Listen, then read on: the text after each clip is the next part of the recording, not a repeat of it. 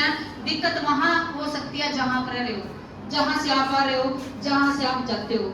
ऐसा कोई भी रिश्ता नहीं है जिसका हमारे पास केस नहीं है। लड़कियां ध्यान से सुने, कई बार बैड टच करने वाला व्यक्ति वो हो सकता है जिन्हें आप जानते हैं, जो आपका परिवार का रिश्तेदार कोई भी हो सकता है। तो अगर आपके साथ बैड टच करने वाला व्यक्ति या गलत कुछ भी आपको कहने वाला व्यक्ति आपका ही जानकार है, सगे संबंधी या रिश्तेदार है, या रिश्ते में कोई मम्मा नाना चाचा ताऊ कोई भी लगता है, तो आप ये ना सोचे मेरी बात पे कोई विश्वास नहीं करेगा। हमारे पास सगे फादर का भी केस है, सगे भाई का भी केस है, चाचे का लड़का ताऊ का लड़का सबके केस है। बेटे अगर कुछ भी अगर आपको लगता है कि आपके परिवार का ही सदस्य आपके साथ गलत कर रहा है, तो आप उसको शेयर करें, हम आपकी बात का विश्वास करेंगे। आपके टीचर भी आपकी बात का विश्वास करेंगे और आपकी मदर भी आपकी बात का विश्वास करेगी। अगर आपका कोई भी विश्वास नहीं करता या आपको ये महसूस होता है कि किसको बताएं, तो आप हमें बता सकते हैं। मेरा नंबर आपके प्रिंसिपल सर के पास भी है और वैसे भी मैं आपके बार बार आपके स्कूल में आती रहती हूँ। तो अगर पुलिस की बात करें तो बेटे मैं महिला थाने से हूँ। महिला थाना हर डिस्ट्रिक्ट में है, जितने भी हरियाणा में डिस्ट्रिक्ट है हर जिले में महिला थाना है, उसमें सारा स्टाफ ही महिलाओं का है। कांस्टेबल से लेके एसएचओ तक सब महिलाएं हैं। पूरे यमुनानगर डिस्ट्रिक्ट से चाहे आप कहीं पे भी पढ़ते हैं, कहीं के भी रहने वाले हैं और यमुनानगर में आप रह रहे हो या पढ़ रहे हो, अगर आपके साथ किसी भी प्रकार की कोई घटना हो जाती है तो आप महिला थाना में अपनी कंप्लेंट दे सकते हो। इसके अलावा जो भी आपका नजदीकी थाना है उसमें भी आप अपनी कंप्लेंट दे सकते हो। जो आपका नजदीकी थाना है उसमें भी महिला पुलिस कर्मचारी है। उसके बाद मैं आपको बता देना चाहती हूँ हेल्पलाइन नंबर 112 के बारे में। 112 से पहले था 100 नंबर, पता है आपको? अभी भी अगर आप 100 नंबर पे कॉल करोगे तो 112 गाड़ी ही आएगी। 112 गाड़ी हर 8 से 10 किलोमीटर के एरिया में घूमती है पूरे हरियाणा में। कभी भी किसी भी समय आपको लगता है कि आपके साथ कोई घटना घटने वाली है, घटी नहीं है, और की जरूरत क्यों पड़ी?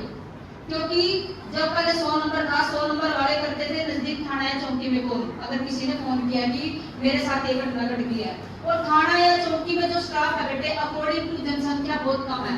कभी रेप केस में पहुंचने में लेट हो जाती थी जहां पे कोई घटना घट गई है। इस समस्या को देखते हुए हमारे पुलिस के उच्च अधिकारियों ने 112 का गठन किया है। 112 पे कॉल करोगे 10 मिनट के अंदर पुलिस आपके पास पहुंचेगी। 112 के साथ ही जुड़ा है 112 ऐप।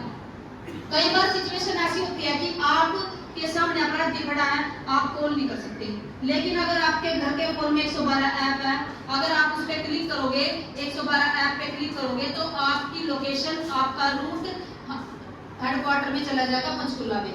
वहां से हमारे यहाँ कंट्रोल रूम में फोन आएगा कि वहां से अलर्ट का मैसेज आ रहा है बार बार, जहां से आप कॉल करोगे या बार बार आप क्लिक करोगे 112 पे, तो पुलिस की गाड़ी भी ना फोन करे आपके पास पहुंचेगी। बेटे ये तभी होगा जब आपके फोन में 112 ऐप होगा।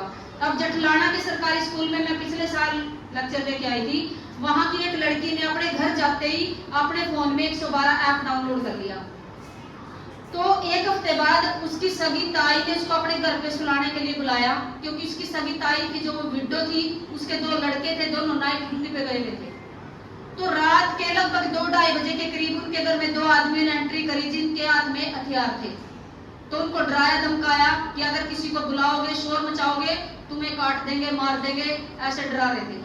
तभी लड़की के दिमाग में आया, तकिए के नीचे फोन रखा था, उसकी ताई ने उसको बातों में उलझा लिया, हमें छोड़ दो, हम गरीब, ऐसा ना करो। इतनी देर में लड़की ने 4-5 बार 112 पे क्लिक कर दिया।